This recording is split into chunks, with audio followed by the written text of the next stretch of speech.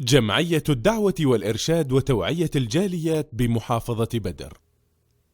الحمد للہ رب العالمین والصلاة والسلام علی اشرف الانبیاء والمرسلین نبینا و حبیبنا محمد وعلی آلہ وصحبہ اجمعین، اما بعد۔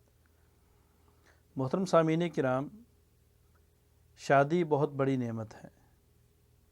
شادی کا کر لینا گویا کہ انبیاء کرام کی سنت کو اپنانے جیسا عمل ہے۔ اللہ تعالیٰ نے قرآن مجید کے اندر ارشاد فرمایا کہ ہم نے ہر نبی کو بیویاں اور اولادیں عطا کی۔ شادی سلف صالحین کا عمل ہے، مومن کا وصف اور نشانی ہے۔ اللہ تعالیٰ قرآن مجید کے اندر ارشاد فرماتے ہیں کہ جو مومن لوگ ہیں وہ یہ دعا کرتے ہیں کہ اے اللہ ہماری بیویوں کو، ہماری اولادوں کو، ہماری آنکھوں کی ٹھنڈک بنا۔ شادی یہ ایک تقوی اور انسان کے ایمان کے مکمل ہونے کی نشانی ہے۔ شادی کی وجہ سے انسان بہت سارے گناہوں سے بچتا ہے۔ شادی کی وجہ سے ایک انسانی معاشرہ بہت زیادہ برائیوں سے بچتا ہے، زنا سے بچتا ہے، لواطت سے بچتا ہے۔ اسی طرح شادی کر لینے سے انسان کی نظروں کی حفاظت ہوتی ہے، انسان کے دل کی حفاظت ہوتی ہے۔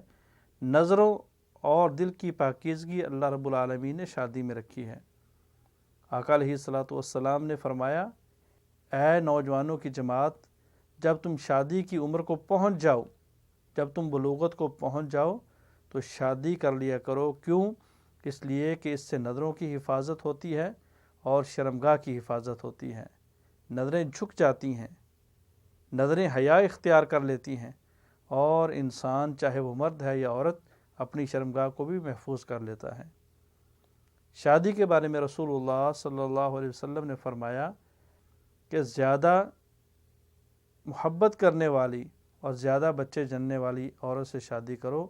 کیوں؟ فإنی مکاثر بکم الامما، میں تمہارے ساتھ قیامت والے دن انبیاء کرام کے اوپر فخر کروں گا، امتوں کے اوپر فخر کروں گا، کہ اس لیے کہ میری امت سب سے زیادہ ہوگی۔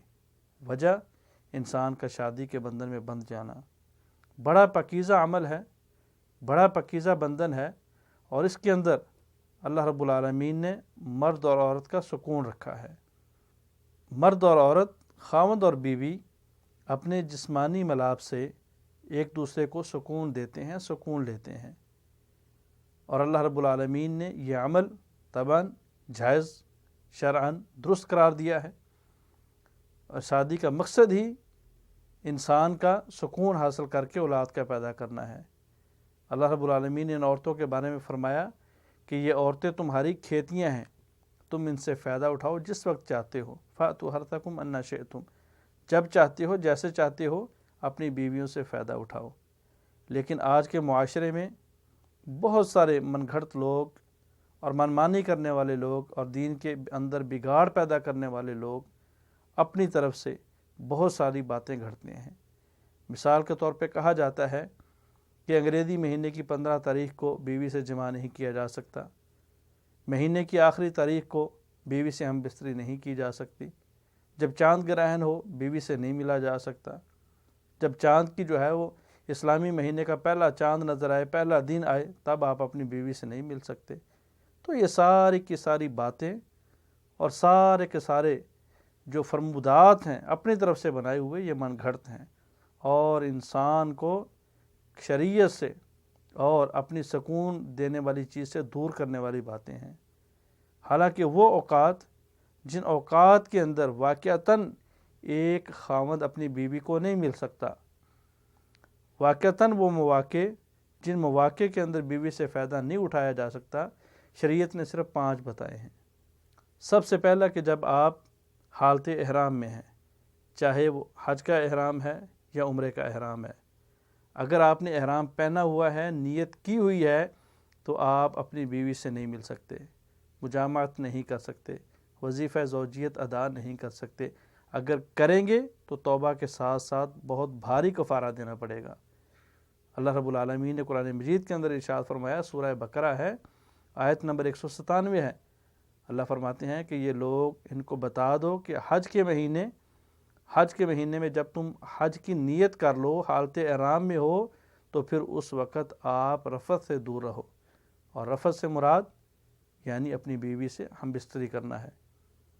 یعنی پہلا موقع اور پہلی جگہ جہاں پہ شریعت نے انسان کو پابند کیا ہے بلکہ اس جائز عمل کو حرام قرار دیا ہے، وہ حالت احرام میں اپنی بیوی کو ملنا ہے۔ دوسرے نمبر پہ روزوں کے دن، یعنی روزے 24 گھنٹے کے، دن 24 گھنٹے کا ہوتا ہے، لیکن صبح نماز فجر سے لے کے سحری سے لے کے سحری کر لینے سے لے کے جب نماز فجر کا آغاز ہو چکا، اذان ہو چکی، تب سے لے کے اذان مغرب تک یہ جو وقت ہے، اس وقت کے اندر شریعت نے ہم بستری سے منع کیا۔ ہاں رمضان کی راتیں وہ جائز ہیں، فرمایا کہ آپ کو اپنی بیویوں سے رمضان کی راتوں میں ملنا یہ درست ہے، جائز ہے، لیکن دن میں نہیں مل سکتے، روزے کی حالت میں نہیں مل سکتے۔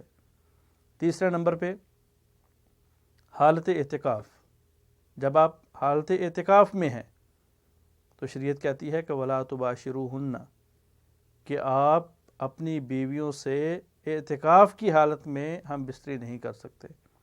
یہ نہیں ہو سکتا کہ آپ حالت اعتکاف میں ہیں، آپ کسی وجہ سے گھر آ جائیں، یہ بیوی آپ کے پاس چلی جائے اور آپ اس سے جو ہے وہ ہم بستری کریں، طبعاً قطعاً جائز نہیں ہے۔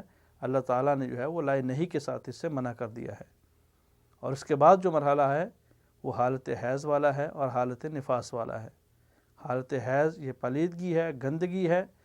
اللہ رب العالمین قرآن مجید کے اندر فرماتے ہیں کہ وَيَسْأَلُونَكَ عَنِ الْمَحِيضِ قُلْ هُوَ أَذًى، آپ سے یہ حیض والے دنوں کے بارے میں پوچھتے ہیں تو آپ فرما دیجئے کہ وہ گندگی ہے، اور ان دنوں کے اندر عورتوں سے، اپنی بیویوں سے دور رہو، اپنی بیویوں سے دور رہو، اس لیے کہ ان دنوں میں ان کے ساتھ مجامعت ہم بستری کرنا جائز نہیں ہے۔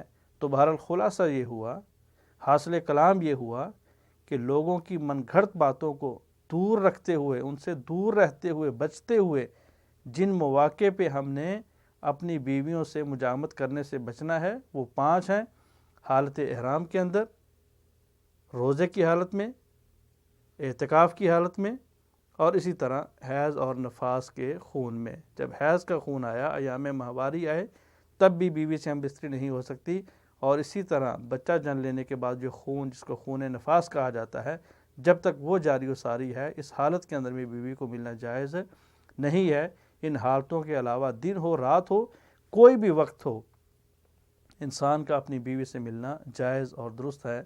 اللہ قرآن و حدیث کو سمجھنے کی توفیق عطا فرمائے۔